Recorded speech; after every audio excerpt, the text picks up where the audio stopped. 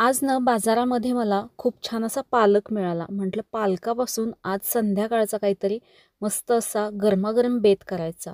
थंडीचे दिवस आहेत. रात्रीच्या जेवणासाठी काहीतरी हलकं-फुलकं पण गरमागरम आणि पौष्टिक देखील असलं पाहिजे. असं काहीतरी मी आज बनवते आहे. सगळ्यात पहिल्यांदा अर्धी वाटी मूग डाळ घेतली आहे. कुकरमध्ये घालायची आपल्याला ही डाळ.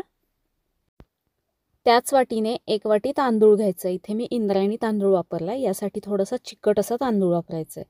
चपाती आणि भाकरी असं काही मी बनवत नाही आहे याच्यासोबत. तांदूळ 2 ते 3 वेळा धुवून घेतला. आता त्यामध्ये पाणी घालते मी. 3 वाट्या पाणी यामध्ये मी घालते आहे. छान मऊसूत असा पहिल्यांदा आपल्याला हा भात शिजवून घ्यायचा आहे. यामध्ये थोडीशी हळद घालायची आणि चवीनुसार मीठ घालायचं आहे. हे सगळं मिक्स करून घ्यायचं आहे. आता याला झाकण लावायचं आणि मीडियम हीटवरती याच्या 2 शिट्ट्या करून घ्यायच्या आहेत किंवा भात छान मऊसूत होईल असा शिजवून घ्यायचा आहे. भात होतोय तोपर्यंत इथे मी पालक स्वच्छ करून म्हणजेच निवडून घेते आहे. पालकपासून याआधी आपण बरेचसेच पदार्थ बघितलेले आहेत, पण त्यापैकी हा एक पदार्थ माझ्या जास्ती आवडीचा आहे. पालक मी छान असा धुवून घेतला आहे. 2 ते 3 वेळा धुवून घ्यायचा. त्याला खूप माती असते, त्यामुळे 2 ते 3 वेळा धुवून घेतला. आता हा पालक पाण्यातून निथळून आपल्याला मिक्सरच्या भांड्यामध्ये घालायचा आहे. हा कट वगैरे करायची गरज नाही आहे. जसा मोठा मोठा आपण निवडून घेतला तसाच धुवून मी या मिक्सरच्या भांड्यामध्ये घालते. आता हे आपल्याला बारीक करून घ्यायचं आहे. बारीक करताना 1-2 चमचे मोठे 2 चमचे पाणी तुम्ही यामध्ये घातलं तरी चालेल. हे मी इथे बारीक करून घेतलेलं आहे. आता 10 ते 15 लसूण पाकळ्या आहेत. ह्या लसूण पाकळ्या ठेचून घेऊ शकता. मी इथे एकदम बारीक अशा कट करून घेते आहे चॉपरमध्ये.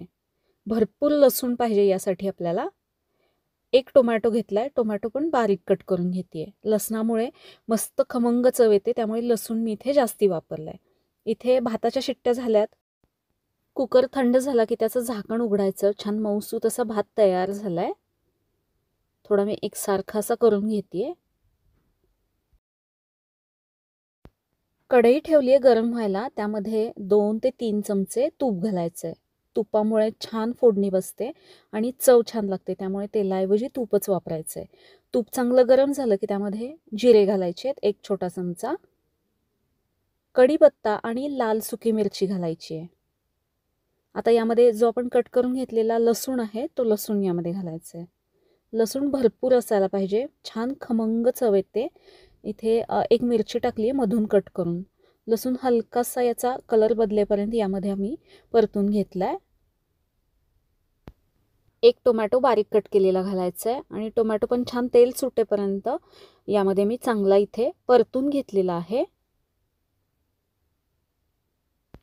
बनवून घेतलेली पालकची प्युरी घालायची आहे आणि एक 3-4 मिनिटे हे आपल्याला यामध्ये शिजवून घ्यायचं आहे. अगोदर आपण पालक शिजवून घेतला नव्हता, त्यामुळे यावेळेस आपल्याला 3-4 मिनिटे पालक यामध्ये चांगला शिजवून घ्यायचा आहे, म्हणजे त्याचा जो उग्र फ्लेवर असतो तो निघून जाईल. आता यामध्ये शिजवून घेतलेला भात घालायचा आहे. हा भात घालून 1 मिनिट या मसाल्यामध्ये आपल्याला हे परतून घ्यायचं आहे.